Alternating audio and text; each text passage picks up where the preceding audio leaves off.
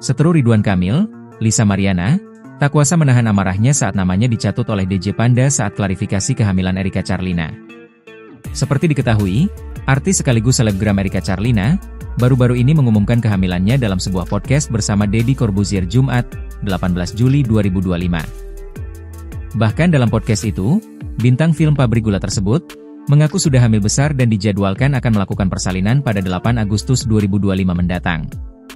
Seorang disc jockey, DJ, Giovanni Surya Saputra alias DJ Panda, mantan kekasih Erika Charlina pun memberikan komentar menohok usai dituding sebagai ayah biologis calon anak wanita yang akrab disapa Mbak R tersebut.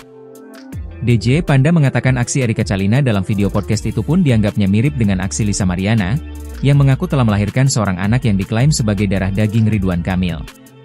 Tak terima namanya disebut-sebut DJ Panda, Lisa Mariana pun murka. Dalam unggahan lain, wanita bernama asli Lisa Mariana Presley itu, mengaku dirinya tak menyimak secara detail permasalahan yang terjadi antara DJ Panda dan Erika Charlina. Wanita 25 tahun itu mengaku, permasalahan yang dihadapinya sudah cukup melelahkan. Kendati demikian, Lisa Mariana mengaku tetap memberikan dukungan untuk Erika Charlina. Di momen itu, Lisa Mariana juga mengecam aksi DJ Panda yang menyamanyamakan permasalahannya dengan persoalan Erika Charlina.